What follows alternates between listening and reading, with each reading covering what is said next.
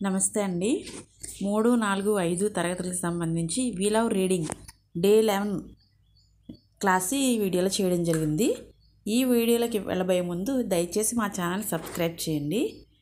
అలాగే సబ్స్క్రైబ్ చేసినప్పుడు పక్కన బెల్ ఐకాన్పై క్లిక్ చేయండి. అలాగే లైక్ చేయండి, షేర్ చేయండి. మీరు లైక్ చేసినట్లయితే ఈ వీడియో మరికొంతమందికి రీచ్ అవుతుంది. ఈరోజు మనము తెలుగు నీతి కథలో మనం ఈరోజు నేర్చుకునే కథ కష్టే ఫలి. ఒక గ్రామంలో రాము, సోము అనే ఇద్దరు స్నేహితులు ఉండేవారు. వాళ్ళకి ఉన్న ఊర్లో సరైన పని దొరక్క జీవనం ఇబ్బందిగా గడవడంతో పని కోసం నగరానికి వచ్చారు. నగరంలో ఒక వ్యాపారి దగ్గరికి వెళ్ళి ఏదైనా పని ఇవ్వమని అడిగారు. ఆ వ్యాపారి వాళ్ళిద్దరికీ చెరొక పేం బుట్ట ఇచ్చి తన తోటలో ఉన్న బావిలో నీళ్లు తోడి తెల్లారేసరికి తోటకి నీరు పెట్టమని ఆదేశించాడు.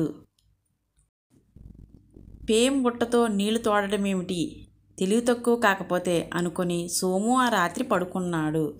రాము మాత్రం కష్టపడి నీళ్లు తోడుతూనే ఉన్నాడు. కొన్ని గంటల తర్వాత నీళ్ల బుట్టలోకి బంగారు నాణాలు వచ్చాయి.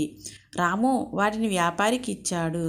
అతని ప్రయత్నానికి, మంచితనానికి మెచ్చి బహుమతితో పాటు ఉద్యోగం కూడా ఇచ్చాడు.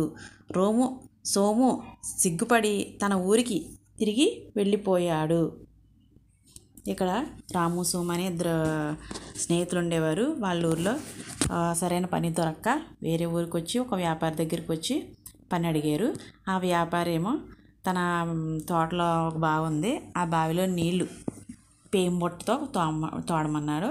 అంటే అది కన్నలుగా ఉంటుంది, దాంతో తోడమన్నాడు. రాము ఏమో కష్టపడి ఆ రాత్రి అంతా నీళ్ళు తోడాడు. ఈ సోము ఈ బుట్టతో నీళ్ళు ఎవరు తోడుతారేటి, ఇది తెలివి తక్కువ పని అనుకొని ఆ రాత్రికి అక్కడ పడుకున్నాడు. రాము అలా తోడేసరికి ఆ బుట్టలోకి బంగారు నాణేలు వచ్చాయి. దాన్ని తీసుకెళ్ళి వ్యాపారికి ఇస్తే వ్యాపారి చాలా సంతోషించి రాముకి బహుమతి ఇచ్చి దాంతోపాటు ఉద్యోగం కూడా ఇచ్చాడు. నేను ఈ కథకు సంబంధించి మిమ్మల్ని కొన్ని క్వశ్చన్స్ అడుగుతాను, దానికి సమాధానం చెప్పండి. ఈ కథలో ఇద్దరు స్నేహితుల పేర్లు ఏమిటి? రెండో ప్రశ్న, సోము ఆ రాత్రి ఏమి చేశాడు?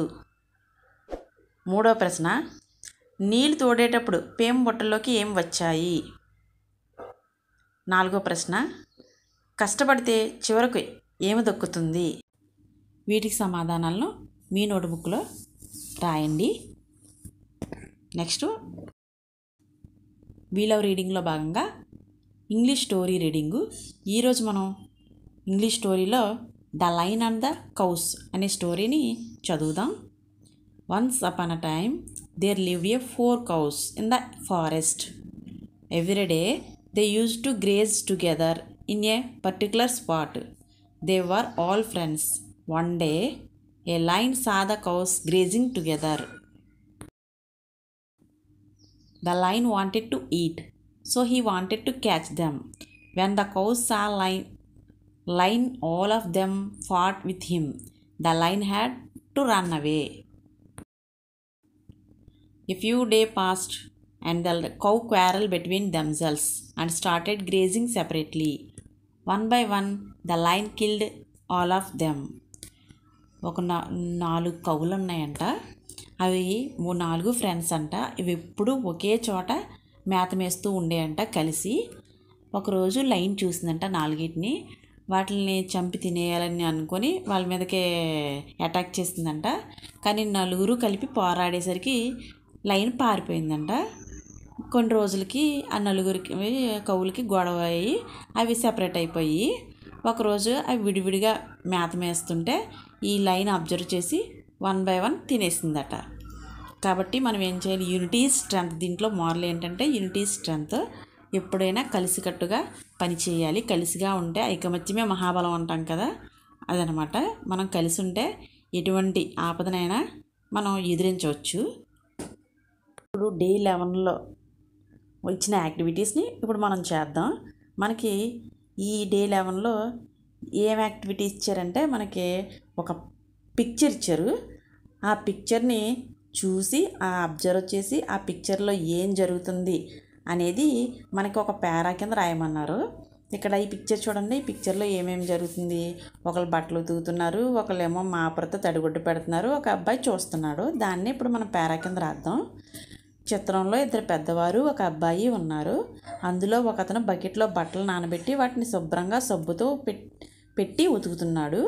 మరొకతను మాప పట్టుకొని తడిగుడ్డ వేస్తున్నాడు. ఆ ఇద్దరు వ్యక్తులు కళ్ళద్దాలు ధరించారు. ఆ చిన్న అబ్బాయి వాళ్ళు చేసే పనిని చూస్తున్నాడు. ఈ విధంగా నేను రాశాను. మీరు మీకు నచ్చిన విధంగా, మీకు వచ్చిన విధంగా మీరు రాయొచ్చు. మీ నోట్బుక్లో రాయండి. నెక్స్ట్ ఇంకొక పిక్చర్ ఇచ్చారు. ఈ చిత్రంలో ముగ్గురు వ్యక్తులు ఉన్నారు. ఇద్దరు అమ్మాయిలు ఒక అబ్బాయి ఉన్నారు. వాళ్ళు మొక్కను నాటుతున్నారు. మొక్కను నాటి నీళ్లు పోస్తున్నారు. అందులో ఒక అమ్మాయి ఏమో మట్టి తీసి తవ్వింది, మరొక అమ్మాయి మొక్క నాటింది, ఒక అబ్బాయి ఏమో నీళ్లు పోస్తున్నాడు. దాన్నే మనం ఇప్పుడు ఇక్కడ పేరా కింద రాద్దాం. ఈ చిత్రంలో ఇద్దరు అమ్మాయిలు ఒక అబ్బాయి ఉన్నారు. ఈ ముగ్గురు కలిసి మొక్క నాటుతున్నారు. అందులో ఒక అమ్మాయి పార గుణపం ఉపయోగించి మట్టి తీసింది, మరొక అమ్మాయి మొక్కను నాటింది. అమ్మాయి మొక్క నాటుతున్నప్పుడు అబ్బాయి మగ్గుతో నీళ్లు పోస్తున్నాడు. ఈ విధంగా మనము ఈ పార అనేది రాయడం జరిగింది. మీరు మీ నోట్బుక్లో పారాను రాసి మీకు ఇంకా ఏమన్నా తోచితే ఇంకా ఎక్స్ట్రా కూడా రాయొచ్చు. ఈరోజు మనం మీకు ఈ వీడియో నచ్చినట్లయితే please subscribe my channel MN Info. అలాగే లైక్ చేయండి, షేర్ చేయండి. Thank you.